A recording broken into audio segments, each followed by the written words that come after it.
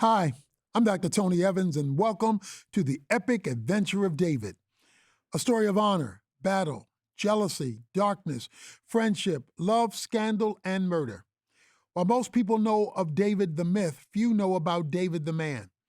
This episode is a tale of David's greatest failure. There could be no understanding just how far the king falls in this episode. From the very beginning of this tale, you will barely be able to recognize David. Nothing about this episode seems normal. His failure can be jarring for us and difficult to understand. But there have been breadcrumbs bringing us to this moment. Small hints and details in David's story have been warning us that this might happen. This episode is tragic, but remember what I've been reminding you of this whole time. David is not the ultimate hero of this story. His collapse is a warning to us all. Small compromises over time can lead to huge defeats. Many of our most egregious sins were committed in our hearts before the actual moment we acted. This is exemplified in our prelude as we get a glimpse into the inner dialogue of Eve. Her conversation with the serpent reflects our own dangerous dance with sin and pride. Take this episode in for all it is. Allow yourself to feel the weightiness of what's happening.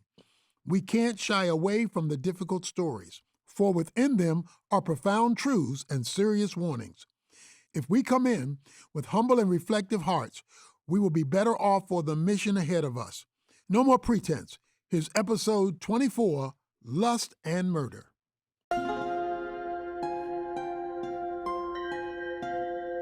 Prelude to chapter 24. All was at peace. Birds sang to the song of new creation.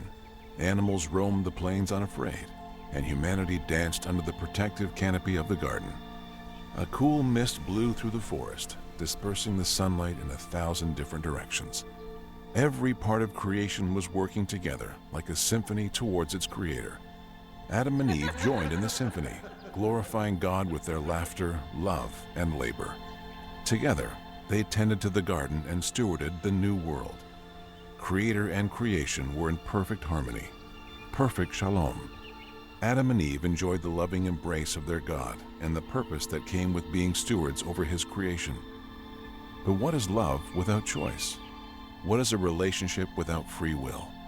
In His divine love, God gave His image bearers a choice. In the midst of the garden was a tree. Its leaves were bright and vibrant, and its fruit hung low at eye level. The tree represented a choice.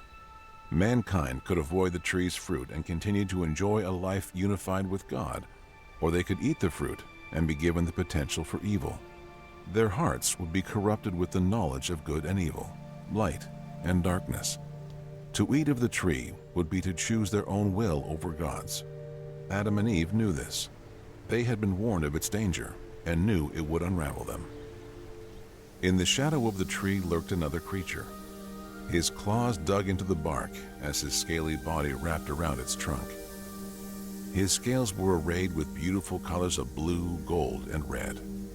As Adam and Eve walked the path of the tree, the serpent's eyes opened and reflected the morning light. The creature's body tightened around the tree, and a crooked smile appeared on the sides of its head. Come closer, the serpent whispered from underneath the tree. Eve was the first to stop as Adam continued to walk up the path. She looked back at the tree and looked closely. Who's there? She asked pensively. The serpent's long body slithered up the trunk of the tree and his neck poked out from the leaves. Closer, Eve. He hissed again. I have a question for you. Eve was intrigued by the serpent's brilliant colors. She stepped closer to him and looked up at his sparkling yellow eyes. The serpent smiled and met Eve eye to eye. Did God really say you shall not eat of any tree in the garden? He asked. That seems rather cruel, doesn't it? God has told us we can eat any fruit in the garden. She replied. Only we can't eat of this tree, nor shall we touch it, lest we die. Eve's memory had failed her, for God said nothing of touching it. Already, Her interaction with the serpent was throwing her off course. Nonsense. He said with a smile. You will not die. God knows that when you eat this fruit, you will be like him. He doesn't want you to be powerful like he is. He doesn't want you in control. He doesn't want me to be powerful? Eve whispered. Her brow furrowed and her lips pursed. She was unsure of what she was hearing. If I eat this, will I be like God? She asked the serpent. Yes. He lied. All knowledge of good and evil. You will be just like him. The serpent retreated back into the shadow of the tree when he saw Adam approaching down the path. He saw his wife at eye level with the fruit, reaching out to it. What are you doing? Adam asked. Eve looked back to her husband, then back at the fruit. Her heart had already committed to the act. The temptation was too strong. She reached her hand to the fruit and plucked it off the branch. Adam did nothing to stop her. He simply watched in curiosity. She felt the fruit in her hand and saw that it was fine to eat. She placed it on her lips and took a bite. The fruit's juice dripped from her lips to her chin. The serpent remained in the shadows, pleased that his lies had worked. Eve turned to Adam and placed the fruit in his hands. If we eat it, we will be like God, She said with an excited grin. Adam took the fruit from his wife's hand and pondered. Like God? He whispered to himself. Adam, the one who God formed from the dust of the earth and gave his spirit to, joined Eve in eating the fruit. In doing so, Adam and Eve gave into the great lie that they could be like God. They believed they could be the masters of their own fate and rulers of their own lives. They had set in motion an unbreakable chain of events that would tear the very fabric of creation. As they ate of the fruit, shame crept into their hearts. The souls of men and women would be corrupted for generations to come, giving into the temptation towards godhood. Even the bravest souls would believe the lie that they can be like God. The serpent crawled away, believing that he had won. But he hadn't. A greater hero would come and vanquish the sin caused by Adam and Eve. He would crush the serpent's head. Chapter 24. Lust and Murder. The light spring sun rested in the middle of the sky over Jerusalem. Its mild rays were uninterrupted by clouds, and a beautiful spring breeze carried in the scent of newly bloomed flowers. David lay on a small bed of cushions in the sun on the balcony of his roof, soaking in the warmth of the day. The sun warmed his skin, and the slight coolness of the breeze kept him from overheating. David was half asleep, enjoying a perfectly peaceful afternoon and resting his bones after a long battle. After his conquest of the Syrians, David returned home to rest and enjoy a break from the chaos of war. However, the Ammonites were still a threat to Israel. King Hanun and his army were preparing their next attack, so David sent Joab, Abishai, and Uriah to fight on his behalf. There were good reports back from Rabbah. Apparently, they had subdued the armies encamped on the borders and were close to ravaging Ammon. Although it was his duty as king to be present in battle, David thought he had earned a break. He stretched his weary body out on the pillows and yawned. This was the first pause he had given himself since becoming king. Up until then, he had been consumed with battles and trade agreements. He lounged in the sun and sipped on a cup of wine, allowing lethargy to set in. He stood to his feet and balanced himself on the railing. He closed his eyes and drew in the sweet spring air. His head was foggy, and his mind was indolent from all his napping. The king perused the city below, sipping on his wine and smiling at the people below. David's mind wandered as he looked out at the city. He did not think of his men at war, nor did he consider the victory God had just given him. He was content to simply look out and forget he was king. He turned his cheek to the sun and stretched out his arms. Another lethargic yawn exhaled from his mouth, and just as he was about to retreat back into his home, something caught his eye. A woman was bathing in a tub on her roof. also enjoying the warmth of the sun on her skin. David did not look away. He leaned even further over the railing and took in the view. She was breathtakingly beautiful. David's slightly inebriated mind did not think twice about staring. To him, she was an actress in a play, and he was her single audience member. Chills rose up David's back, and he felt the subtle cues of lust making a home in his heart. Although David had his pick of women and more wives than one man should have, he felt drawn to her. Perhaps it was because she wasn't his, and he wanted what he couldn't have. Perhaps it was because he felt he deserved a gift after having been so faithful. Whatever the thought was, it possessed David to near madness. He grew anxious with desire and could not remove the woman from his gaze. Every single movement of hers enraptured him. Finally, the woman was finished bathing. She wrapped herself up and descended back into her home. The play was over, but David was hoping for a second act. I must have her. David whispered to himself. She must be mine. He turned back and beckoned his servant to come near. He gestured to the home where the woman was. I need to know who lives in that home. Find out for me and come back with haste. The servant did as he was told. He left the house of David and went to investigate. David laid back down on the pillows and looked up into the sky. Such beauty. He sighed to himself. Such beauty.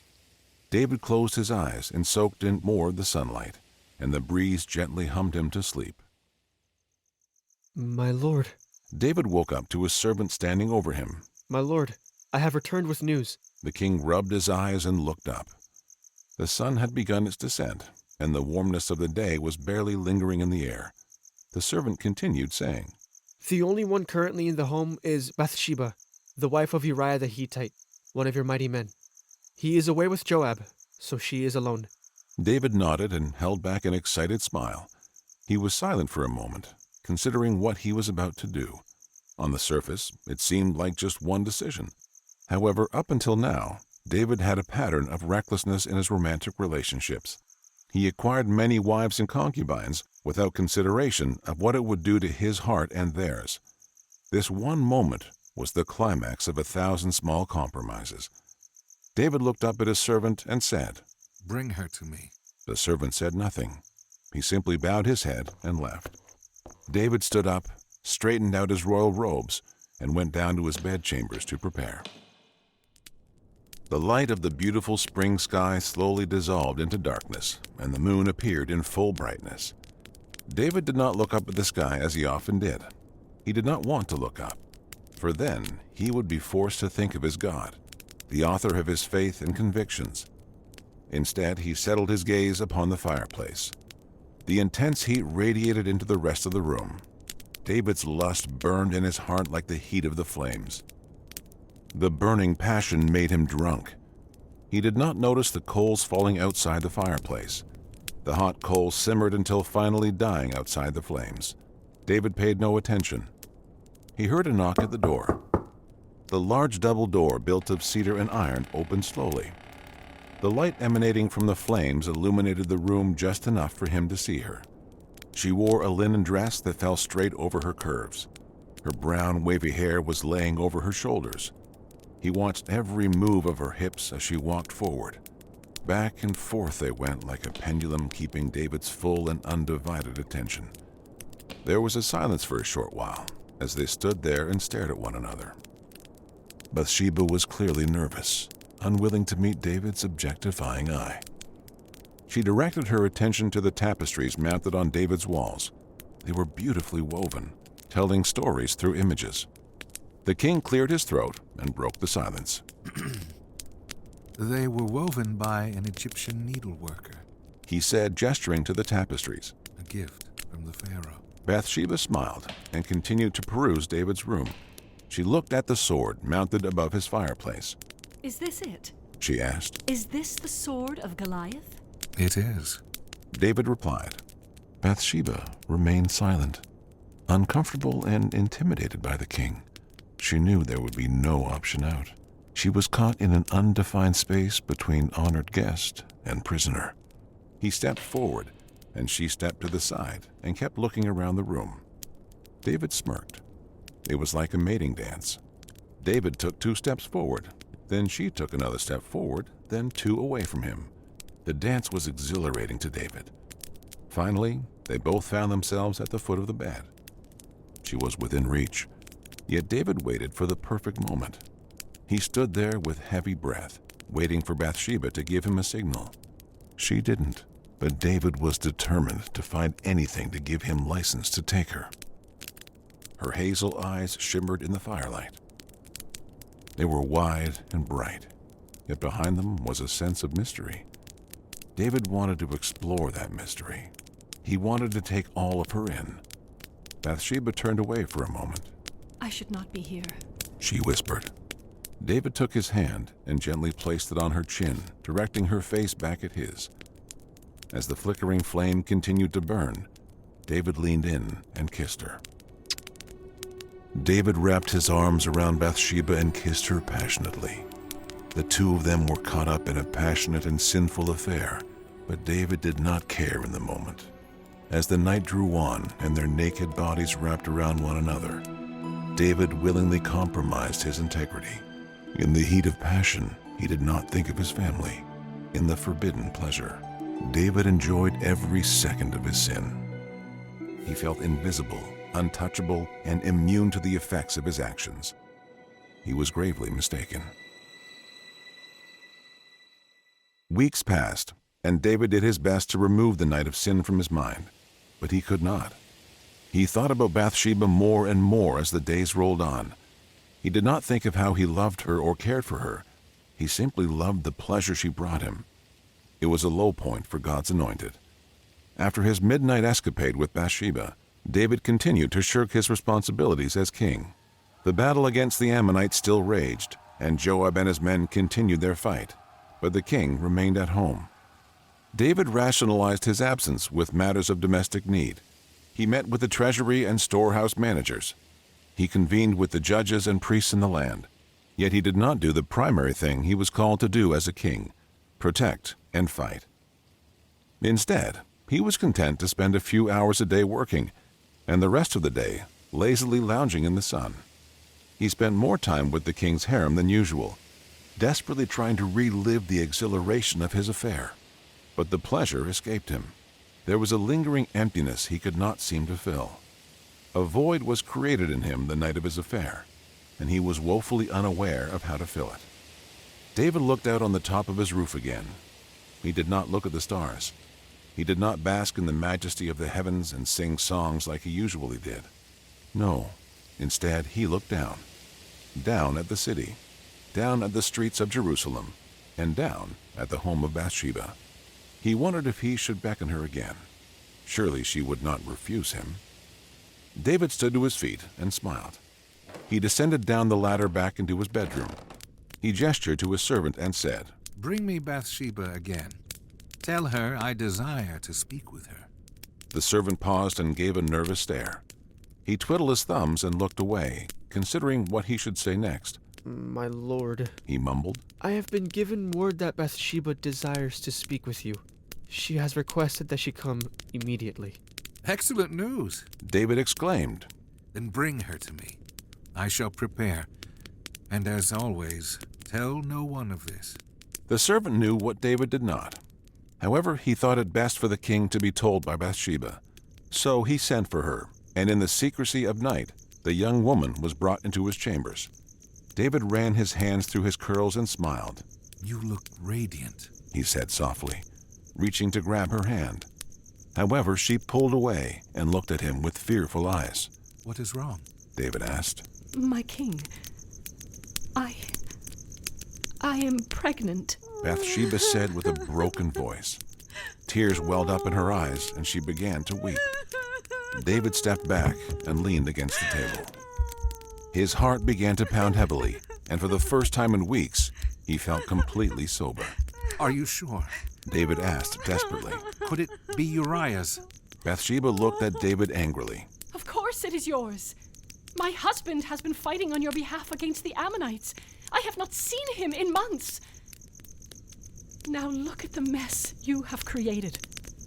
She was right. David took advantage of a lonely woman without her husband. He used his charm and status to lure her in, and now he found himself in an irreversible mess. Now would normally be the time when David leaned on the wisdom of God and repented.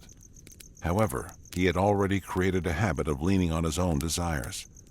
He ignored his initial instinct to pray, and instead frantically reassured Bathsheba that he would handle everything. Do not worry, my dear. David said nervously. I shall make this right. You will not be cast aside, and all will be well again. He kissed her on the forehead and had her sent back home to rest. The king sat down at his table and pulled at his hair. He called in his servant and said, Send word to Joab. I need Uriah to be taken from battle and brought back to me, he said. The servant bowed his head and did as he was told. The battle was grueling and seemed to drag on for an eternity. The spring rains came early, and the valley where the battle took place was soaking and muddy. Joab and the army of Israel were able to breach the enemy lines, but the weather inhibited them from taking hold of the city. Rain descended like arrows on them, and the wind howled with ferocity. Joab, Abishai, Joshua-beam, and Uriah were huddled in a tent, strategizing their next attack. Perhaps we can take the battle elsewhere, Abishai said. There's no point in trudging through this mud any longer. Joab agreed. His men were growing weary, and the enemy was securely entrenched in the city. They were able to recover with food and shelter. However, the army of Israel dwindled in strength day by day. If we march to the forest on the west of the Rabbah, perhaps we will have a better chance. Joab said. Do we have the strength? Joshua-beam asked. We have successfully weakened Ammon. Would it not be wise to retreat, regain our strength, then finish them off at another time? We must finish what we have started. Uriah said. The integrity of our nation is at stake. They shamed our king and continue to mock us. I, for one, desire to press forward. Uriah was known as the kindest of the mighty men. He was a man of honor, integrity, and strength. No one quarreled with Uriah. They elevated him and trusted his thoughts. The rest of the men nodded and directed their attention back to the map. Very well, Joab said. If we are to press forward, we need to find better ground to finish them off. I still think our best chance is on the western front. We would be especially successful if David would send us reinforcements in the next week. Have you heard anything from the king regarding reinforcements? I have sent word, but still no reply. It's not like the king to ignore these things. Joab said. It is not like him to not be here with us in the mud and dirt. Joshua-beam added. As the men continued to strategize, a messenger from Jerusalem entered the tent. Joab, I have a request from the king to send Uriah the Hittite back to Jerusalem. He wishes to speak with him. All eyes were on Uriah. It was an odd request, and Uriah shrugged in ignorance. Do you know why I have been summoned? Uriah asked. He wishes to hear about the battle in greater detail. The messenger replied. I have been told time is of the essence. Uriah, you must implore the king to send us more men. Joab said. The rain and wind has made everything a struggle, and we need fresh legs if we are to push forward and end this battle. Uriah nodded and gathered his belongings. He mounted his horse and rode with the messenger back to Jerusalem. The king sat on his throne listening to the elders give reports on their tribes. He took note of the small disputes, glaring needs, and successful growth. David was always adept at listening to the elders and considering the wisdom they had to offer regarding the kingdom. It was a trait that he hoped to pass down to his son Absalom, heir to the throne. Yet today, David's mind was elsewhere. He was thinking about his new child in Bathsheba's womb. He was anxious and nervously awaited the arrival of Uriah. After the elders departed, the doors opened up and the messenger walked in with Uriah. His hair was dirty and soaked. His armor was stained red and caked with mud. David's heart beat profoundly at the sight of him. Uriah was a loyal friend, one of his mighty men that followed him in the wilderness. Yet the desire to cover up his sin was greater than his conviction, and it took David no time at all to begin his lies. Uriah, I am glad you have come. He stepped down and embraced him. You must be weary from your travels. Go and wash yourself and greet your wife. When you have bathed and embraced her, we shall talk about the battle. Uriah pursed his lips and shook his head. With all due respect, my king, I would like to update you on the battle and request reinforcements. Then, I would like to return to the men. They need me. David winced at Uriah's noble heart. Pangs of conviction began to bubble up, but he ignored them. He would not admit his fault. He needed to continue in his manipulation. I admire your spirit. David replied, However, I have much to do before tomorrow. Let us convene tomorrow. Go home, enjoy a warm bed with your wife, and we shall speak tomorrow. The king left the throne room, hoping Uriah would go home to Bathsheba. No doubt, Bathsheba would know to take Uriah into the bed. That way, Uriah would think the child within her was his. However, Uriah did not do what he was told. He waited outside the king's house and rested his head against the stone walls. He closed his eyes and breathed in the spring air. It had been a long time since he had the sun shine on his face. Ammon had been covered by clouds for over a week. Uriah's weary bones relaxed outside, and he fell asleep near the steps. David was up all night anxiously pacing back and forth near the fire. He would be more comfortable knowing Uriah was with Bathsheba. However, until he had confirmation, he continued to nervously walk in circles. In all the anxiety and waiting, it did not occur to him to seek the Lord. The shame in his heart kept him from approaching his God. Instead of confessing and bringing his sin to the altar of the Lord, he buried his shame and sought to cover up his sin. After a sleepless night in his room, he rose up at sunrise to walk the garden. The morning fog was thick, and a dark figure sat in the front of his home. To David's dismay, it was Uriah sleeping on the floor. Uriah! David shouted, startling him awake. What are you doing here? Why have you not gone home to your wife? You've had a long journey. Why would you not allow yourself to rest? Uriah stood at attention.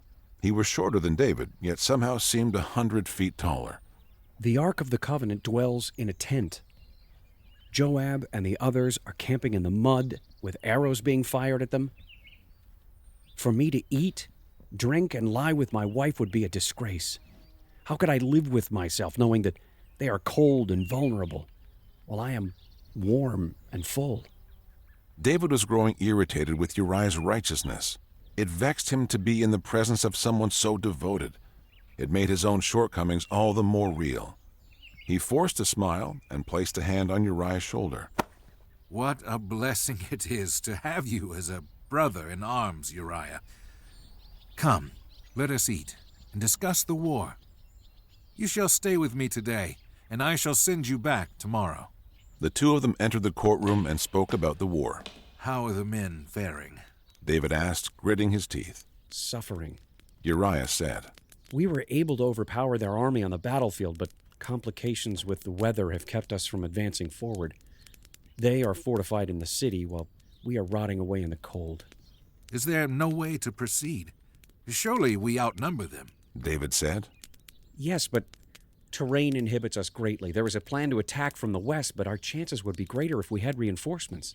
I'm not sure I can spare more men. David said frankly. We have sent many to the battle, and if we send more, we leave our borders vulnerable. I understand, my king. However, this could be over quickly if we had just a few hundred extra men. David paused and considered what Uriah was saying. Over quickly? He said in a whisper. Darkness was slithering into David's heart. Yes, I do desire for this to be over quickly. He said in a stern voice. You will have your reinforcements, Uriah. Rest assured, you have convinced me. Now, come, have a drink with me, and we shall send you off properly. I couldn't, Lord. Not while the other men... I insist. David interrupted. You are an old friend and a loyal soldier. I would very much like to enjoy your company before sending you off. The more rested you are, the better off you will be in battle. Now, drink and eat. So Uriah did as the king asked. David had meats, cheeses, and wine brought in. He told the servants to always keep Uriah's cup full. To the best of David's ability, he tried to get the man drunk. More wine for my friend, he ordered with a laugh. Come, drink up and enjoy this last night. So Uriah continued to drink. As soon as the man was sufficiently drunk, David leaned over and said, You must miss your wife dearly, Uriah. She is beautiful. Oh, yes. Uriah said with a sleepy slur. She is the love of my life. A cool spring in a desolate desert. His poetic description of his wife did not help with David's guilt. Go home, Uriah. Embrace her as her husband. No doubt you are anxious to bed her again, David said. However, Uriah, even while inebriated, shook his head. I will not. He said, She is a delicacy. If I bed her while my comrades lie in the dirt, what kind of man am I? Why should I bathe in gold when they bathe in filth? No, I shall sleep here and then leave in the morning. Uriah stumbled up onto his feet, knocking over his cup in the process. He steadied himself and focused. After composing himself, he waddled over to a nearby lounging area and fell face first into the cushions. David walked over and tried to shake him awake, but he was fast asleep. The king was frustrated at the situation he found himself in. Uriah would not sleep with his wife in time to cover up their affair. David found himself at a crossroads. He could either give up the charade and confess, or continue to get tangled in the web of lies he had spun. Furious, David began to storm off, knocking over the iron pit of coals. They spilled onto the floor away from the fire. One of them burned his foot. He yelled and cursed. Clean this up! The chosen king of God was losing the battle. Sin had a hold of him like a predator, and it was sinking its teeth deeper into his neck. David stormed out, nearly breaking the wooden door. He clenched his fists and tensed his whole body. He had so much rage boiling up in him. All Uriah had to do was sleep with his wife. David found it effortless to sleep with Bathsheba, but Uriah was able to maintain his conviction. Why did Uriah have to make things difficult? David screamed into the dark night. He took a stone from the floor and threw it at the fence near the garden. He punched at the air and screamed into the void. What am I going to do? He thought to himself. He has ruined everything. David was unable to see that Uriah had done nothing wrong. It was he who got himself into this situation. He paused his clamoring for a moment and drew a deep breath. He closed his eyes and thought about his options. Then, an idea came to him. In all his years, he had never considered something so hideous and sinful. Yet he had already trained his mind to ignore the voice of God. Without a second thought, David re-entered his home and began to write a message to Joab. Joab, it has come to my attention that the front lines are in need of more soldiers. After Uriah's visit, I have decided to send you reinforcements. However, I am also requesting something from you. It is a matter of great importance and will require your secrecy as my commander and right hand. Set Uriah at the forefront of the harshest parts of the battlefield. When he marches in, order the other soldiers to delay before following him. I need Uriah to fall on the battlefield.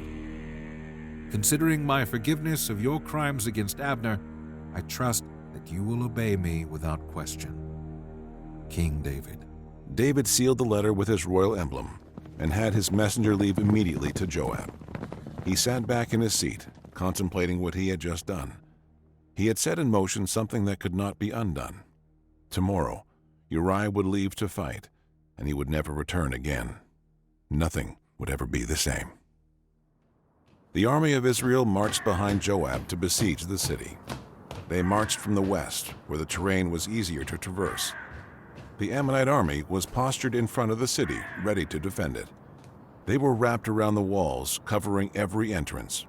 In order to get within the city borders, they needed to fight through them. Joab looked out at the vast army inside. He gripped the letter from the king in his hands and crumpled it in his fist. He was grieved at what he was about to do. Abishai was on his right, and Uriah was on his left. He gestured to the two of them, saying, Abishai, you will lead a group straight on into the fray. Uriah, you and I will lead a smaller band of men around the perimeter. Both of them nodded, and the battle was underway. Abishai led the charge directly in front of the gates. The two armies clashed and began to battle. Joab and Uriah led a group of 100 men around the perimeter to pick off the city guard. Joab knew that there were archers at the top of the walls. It happened quickly. Uriah ran around the corner of the wall and immediately saw a shower of arrows fall from above. All Joab could hear was the clamoring of guards and the sudden scream of Uriah. Tears streamed down his face, and he called for his men to turn the corner and fight. Joab fought with rage, anguish, and heartbreak. Uriah was beloved and an honorable man. He did not know why he deserved such a fate. The blood of Uriah is on David's hands, not mine, he thought to himself. The men gained an advantage over our army, but we managed to drive them back all the way to the entrance of the gates. The messenger told David, Joab is confident that another attack will finally allow them to breach the city. King David nodded and looked up. Were there many who were lost? He asked. Yes, my king. According to Joab, they had many archers set on the walls. Many soldiers were dead. Any of note? David asked. Just one, my king. Uriah the Hittite, one of your mighty men. He has fallen. David feigned shock and stood to his feet. It was a terrible performance, but the messenger fell for it. He put a hand over his forehead and sighed. A tragedy, he said. Tell Joab to not let this matter discourage him. The sword devours one person now, and then another. Tell him to strengthen his attack against the city. I shall send even more men. Encourage him, and tell him, well done. The messenger bowed his head and departed. When the door closed, David released his breath. He panted heavily and fell onto his knees. Uriah was dead, and he killed him. Word was sent to Bathsheba that Uriah had been killed in battle. Her lament was great. She knew that David had a hand in it. The guilt of her affair and the sorrow of her loss was almost too much to bear. She shut herself out for days, not allowing anyone to enter her chambers. At night, she cried herself to sleep, unable to bear the immeasurable guilt. Her sorrow was David's doing, since he had been unable to control himself. Yet even in her mourning, she knew that time was of the essence. Uriah's death would be meaningless unless her and David were married. Once the period of mourning was over, and before Bathsheba began to show signs of pregnancy, David sent for her. She took off her veil of mourning and exchanged it for a wedding veil. She was carried out gently on a wedding seat, lifted high in the air. The entire city watched as she passed, whispering and wondering who she was to have won the affections of the king. She was brought to the king's house. Attending the wedding were a few of David's mighty men: Shammah, Eleazar, Benaiah, Joab, Abishai, and Joshabim. Also in attendance was Nathan the prophet. He remained in the back of the courtyard, leaning against the fountain. He watched as David held his bride's hand and looked her in the eyes. He watched his eyes drift from her face down to her belly. It was at that moment Nathan felt the prompting of God's voice. The anger of God was awakened, and Nathan feared the worst for the young king. It was early in the morning, and David arose before the sunrise to walk the garden. He rolled out of his bed and looked at his new bride beside him. It all seemed much more empty and pointless now. The anxiety of covering up their affair had left them exhausted. David had a disquieted soul, but he did not know it. The radical self-reflection he once had was gone. His conscience was like an unsharpened blade, rusty and dull. He had spent so much time quieting the voice of God's Spirit within him that it was nearly impossible for him to feel guilty anymore. He wrapped himself in his royal robes and left the house to stroll among the gardens. The mild spring air was slowly giving way to the heat of summer. David could sense it would be a warm day. He walked the gardens, humming an old tune and listening to the birds. Then, almost out of nowhere, Nathan the prophet appeared. Ah, Nathan, you startled me. The king said with laughter. He placed a hand on his shoulder and smiled. It was great to see you at the wedding. Bathsheba and I were pleased to have you there. Nathan nodded and forced a smile. I wouldn't have missed it, my son. However, I wish I could carry on in the celebration, but alas, I cannot. I have heard disturbing news. Well, what troubles you? David asked ignorantly. The old man gestured for the king to sit down. The two of them sat beside one another, soaking in the new rays of the morning. Nathan sighed and said, There were two men who lived in the same village, he began. One of them was very rich, the other was very poor. The rich man had many flocks of sheep, goats, and herds of oxen, but the poor man had nothing but one single little lamb. He had bought this lamb with money he had saved for quite some time. He nursed the lamb, bathed it, and nurtured it. In fact, the little lamb would even sleep with his children at night. The lamb was like a daughter to this poor man. Nathan smiled and looked at David. The king was clearly enjoying the story thus far, and Nathan knew he had his attention. Nathan frowned and said, However, something disturbing happened to that poor man. One day, a traveler came to visit the rich man. Now, the rich man wanted to feed his guest, but he did not want to prepare any of his own animals. So, in the middle of the night, the rich man went into the poor man's home and stole the little lamb. He killed it and prepared it to feed his guest, and the poor man was left with nothing. David was utterly distraught at the news. What? He exclaimed. Who is this man? As the Lord lives, the man who has done this deserves to die. I will restore the lamb fourfold to the poor man. What egomaniacal monster would do such a thing? Nathan stood to his feet and held out a finger to the king. His eyes were filled with righteous indignation. The old prophet boomed his voice downward towards the king. You are that man, King David! Nathan's voice carried and echoed across the garden. It sent chills down David's spine. What do you mean? David asked. Thus says the Lord, the God of Israel and the God of justice. I anointed you king over the nation, and I delivered you from the wrath of Saul. I gave you a grand home, wives, and the entire house of Israel and Judah. And if this were too little, I have also added victories and conquests to you. Why then have you despised my word and done what is evil? You have struck down Uriah the Hittite, a child of Israel, and taken his wife. David was shaken to his core. Nathan spoke with the authority of God. He could feel the Lord's anger bubbling over. Lord, he murmured.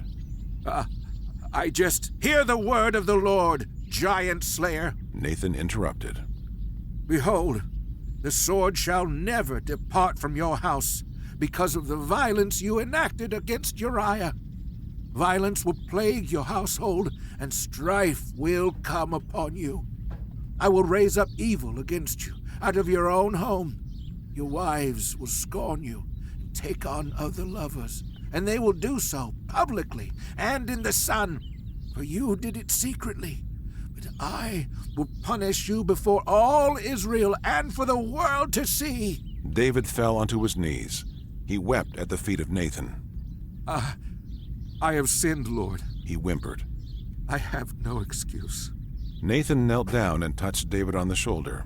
He spoke in a gentle voice, saying, The Lord will forgive you, my king.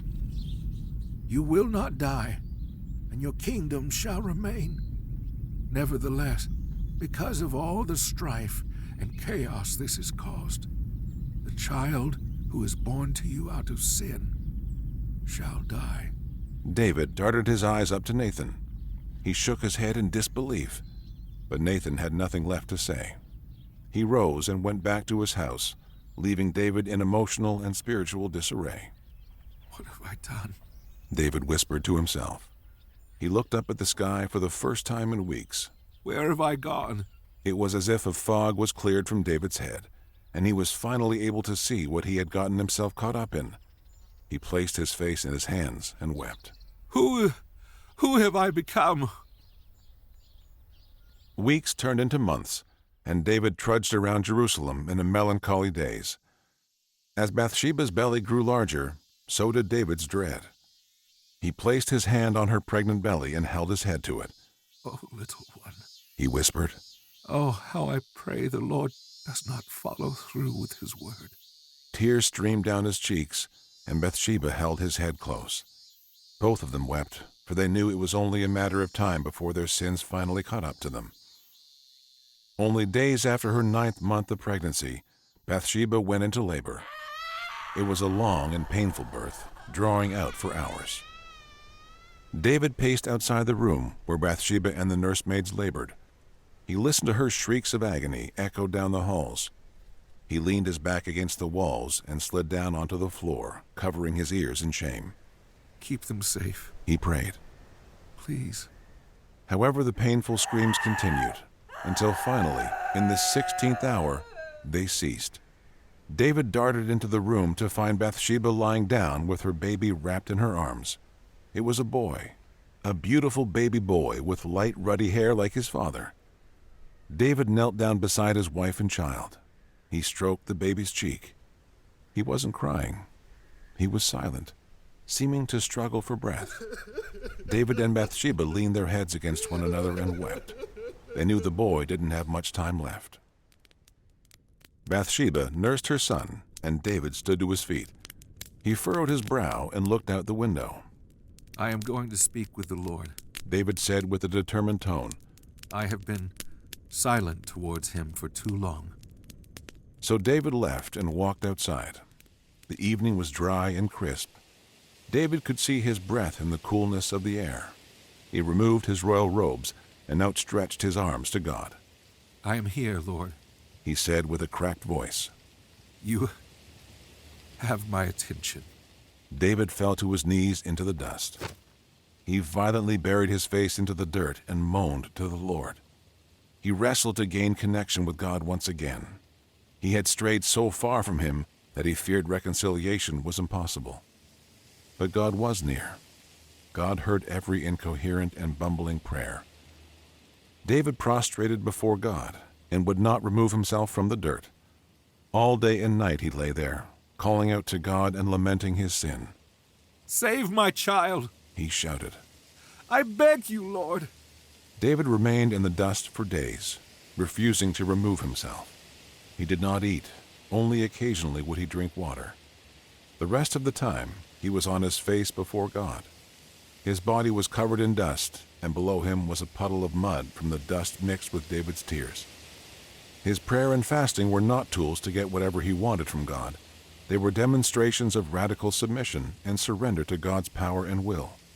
David knew he could not deter the direction of God's will. The elders of his house approached him each day and stood beside him. Our king, they would say, get up and eat before you perish. However, he would not be raised from the ground. Though they would try and rip him away from his place of prayer, David refused. At night, he endured the biting cold. During the day, he endured the blistering sun. His entire body shook from lack of food and exposure to the elements. Then, on the 7th day, the elders approached him again. Lord David, they said gently. However, David did not respond. They whispered among themselves, not sure how to say what they needed to say. Look at him. How are we supposed to tell him that his son has passed? He may kill himself if he finds out. However, David could hear their whispers. It was early in the morning, and the sunrise was cresting over the city like a messenger of joy. The gentle morning breeze caressed David's cheek, and he could once again feel the presence of God returning to him. He stood to his feet, knees quivering from lack of movement. The elders rushed to him to help him up. David stumbled and they caught him. He was panting and weak from starvation. With a raspy and frail voice, he asked, Is my son dead? They remained silent, afraid of what David might do. David nodded and limped back into the palace. He poured himself a warm basin of water and washed himself from head to toe. The water was a pleasant balm to his damaged skin. He anointed his head with oil. The fragrance filled his lungs and he felt clean once again. His servant stood outside his room, ready to care for him at a moment's notice. David opened the door and gave a gentle smile. Would you please retrieve me some food? He asked. They did as they were told and brought him some cured meat, figs, and bread. David ate silently by himself, filling his belly and thanking the Lord. The servants were confused by David's behavior. For an entire week, he was broken and prostrated before the Lord. begging for the child to be healed. Now he was clean, eating and smiling. What are you doing? One of the servants asked. You fasted and wept while the child was still alive. And now that he is dead, you are eating? David looked up from his food and considered the question. He held himself like a man at peace. He shrugged and said, While the child was still alive, I fasted and prayed. For I thought, who knows whether the Lord will be gracious to me or not. Perhaps the child will live. But now that he is dead, why should I weep and fast? Can I bring him back again? One day when I pass from this life, I shall see my baby again. But he will not come back to me in this life. So I will sit here and regain my strength. Then I will go to comfort my wife. Then I will repent and be devoted to the Lord once again. The servants departed, and David stood up and picked up his lyre. During his 7 days in the dust, a song was put on his heart, a song of pain, suffering, and redemption, a song that would echo into eternity as an anthem of repentance. He sat down by his window and plucked the lyre. With his voice still rasping from days without food, he sang, Have mercy on me, O God, according to your unfailing love for me, according to your abundant mercy. Blot out my transgressions. Wash me from my trespasses and cleanse me from my sin. Against you, and you alone, have I sinned. My evil is before you. Please, O Lord, be pure in your judgment. Behold, you delight in truth and the inward being. You teach me wisdom in the hidden chambers of my heart. Purge me and wash me clean. Wash me whiter than snow. Let me hear a song of gladness from your lips. Let these bones that you have broken rejoice. Hide your face from my sins and blot out my evil deeds. Create in me a clean heart, O God. Renew a righteous spirit within me. Do not cast me out of your presence, and do not take away your spirit. Restore to me the joy of your salvation, and uphold me with a willing heart. Deliver me, O God. God of my salvation, deliver me. My tongue will sing aloud your righteousness. Open up my lips, and I will declare your praise, for I know now that you do not delight in sacrifice or burnt offerings. The true sacrifices of God are a broken spirit, broken and contrite heart. Do good to your nation in Zion. Build up the walls of Jerusalem. After David finished his song to the Lord, he looked over. Bathsheba was standing at the doorway listening. Her eyes were red from tears. He beckoned her over, and she sat at his feet. He sang the song again, this time with his wife beside him. He knew he had failed her. He knew he may fail her again. However, he would not depart from the Lord again. He would not leave his presence and forsake the guidance of his Spirit. The two of them developed love for one another, and that love bore a new baby boy, whose name was Solomon. And the Lord loved Solomon, and would be faithful to him for all of his days. The tragedy caused by David was not beyond the redemption of God. Through Solomon, a temple would be built, and the presence of God would burst forth from the heart of Jerusalem.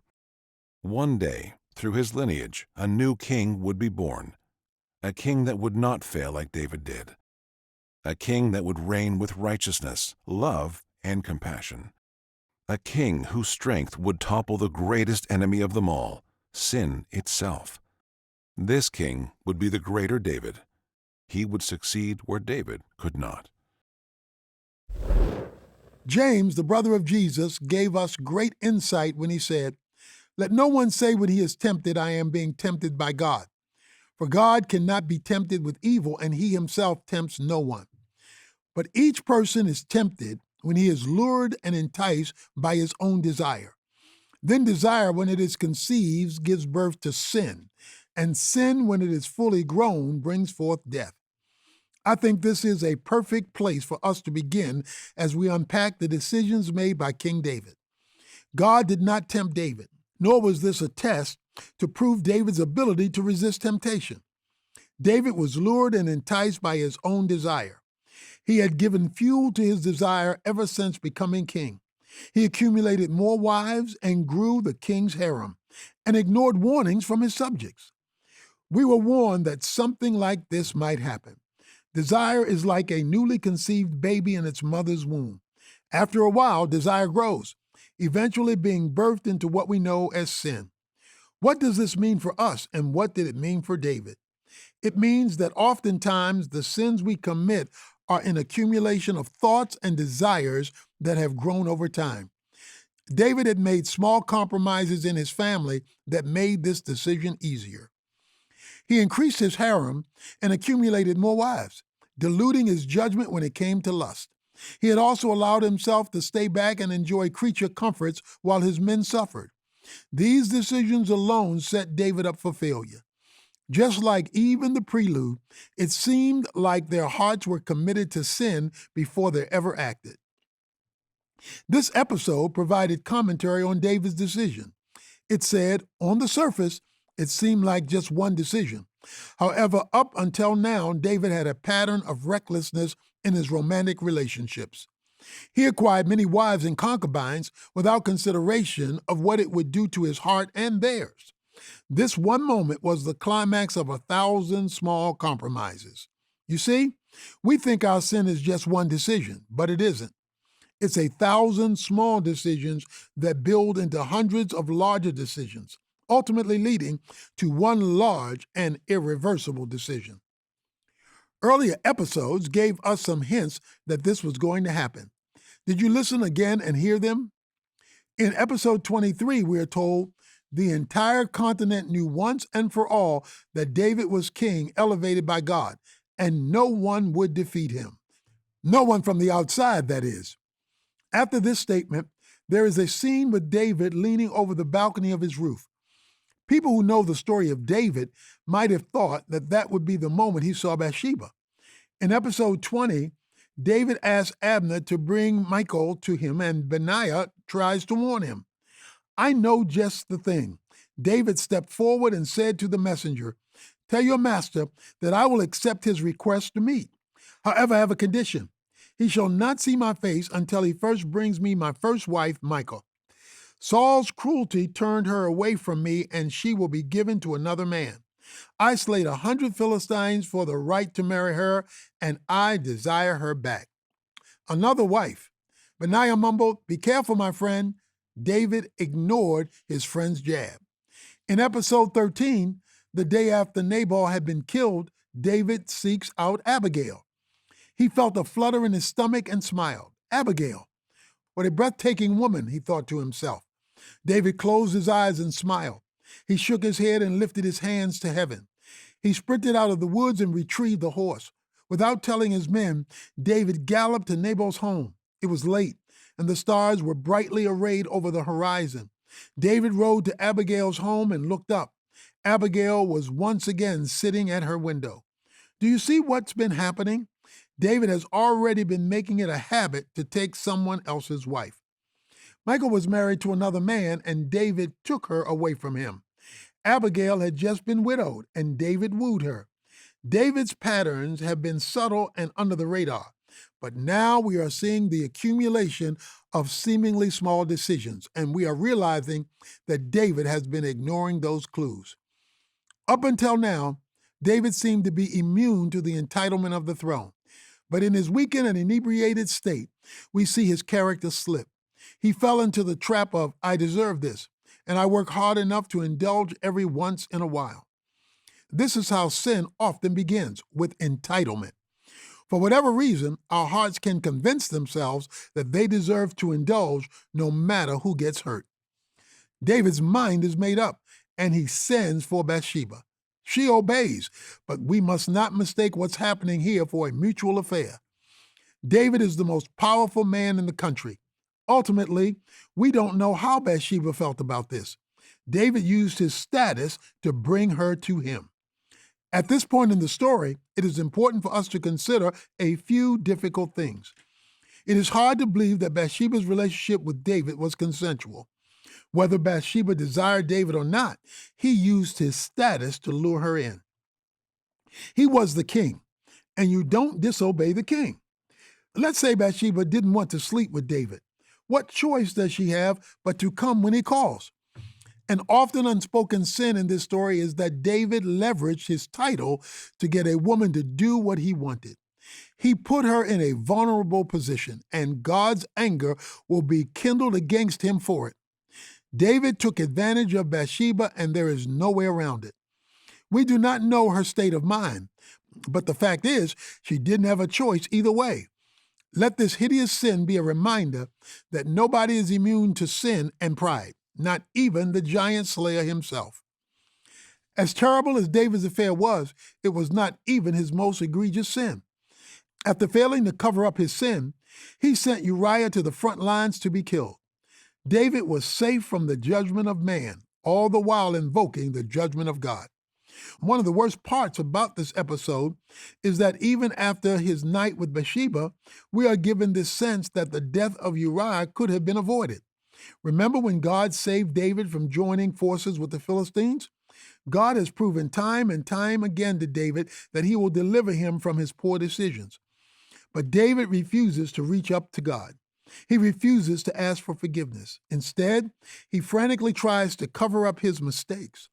In this episode, King David bears an uncanny resemblance to King Saul. He wears a false smile.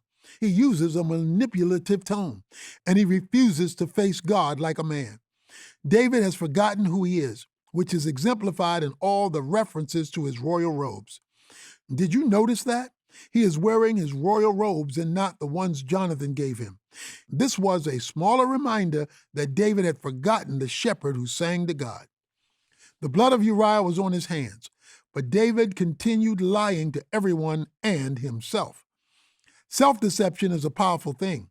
Our minds do not like the stress of guilt, so we come up with all sorts of excuses and distractions to keep us from feeling shame.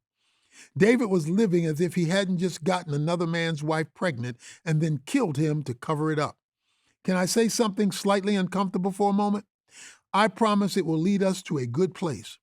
Back then, it was a king's prerogative to take whoever he wanted and kill whoever he wanted.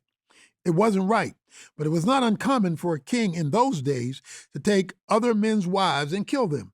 Since this was a monarchy and not a democracy, nobody held the king accountable. Kings of other nations would get away with something like this because it was commonplace, but not the king of God's nation, not God's chosen hero. Perhaps speaking from personal experience, David's son Solomon said, "For the Lord disciplines him who he loves, like a father to a son in whom he delights." God loves David too much to let him get away with his sin. The episode continued down a tragic course. Nathan confronts David by telling him about a rich man who took a poor man's lamb. The king's outrage revealed just how ignorant he was to his own sin. This is an important lesson for us. When we cut out the voice of God in our hearts, the outrage we're supposed to have toward our own sin is pointed at others. David recognized the sin of the rich man, but had no clue it was really about him. Nathan gave David a chilling rebuke, followed by a curse. Behold, the sword shall never depart from your house because of the violence you enacted against Uriah. Violence will plague your household, and strife will come upon you. I will raise up evil against you out of your own home. Your wives will scorn you and take on other lovers, and they will do so publicly and in the sun. For you did it secretly, but I will punish you before all Israel. This curse will turn out to be true. Violence is going to plague his household, and David will find himself drowning in a sea of his own mistakes. At this point in the story, we're getting too many flashbacks to King Saul. David has become just like him, corrupt, selfish, and ignorant to his own pride. Is hope lost for our hero? Is he destined to fade away into darkness like Saul did? No. In fact, we're reminded about some of the main differences between David and Saul. David, when faced with his sin, repents immediately. He is despondent, repentant, and completely submissive to God's correction. It has often been said that the maturity of our faith isn't always measured in how often we sin, but how long it takes us to repent after we have sinned. David's heart is reconnected with God's, and they begin to rebuild their fractured relationship. David will still need to answer for his sins. Tragedy will befall his household, and David's weakened character may prove to make it worse. I wish I could say our story gets brighter from here, but it doesn't. There's more darkness to walk through before we see any light. Join us next time for episode 25, The Exiled Son. Thanks again for listening. For more inspiring stories, daily prayers, and wisdom to last a lifetime, go to pray.com. And to expand your Heroes in the Bible journey, download the Heroes of the Faith devotional at tonyevans.org/heroes. Follow the podcast on Apple or Spotify to get the newest episodes right as they come out, and always be inspired by the Bible. God bless. Hello, my name is Matthew Potter, co-founder of pray.com. I wanted to ask, do you know what your bank does with your money? At America's Christian Credit Union, your everyday banking helps grow churches, expand the reach of missions agencies, and supports fellow believers across the country.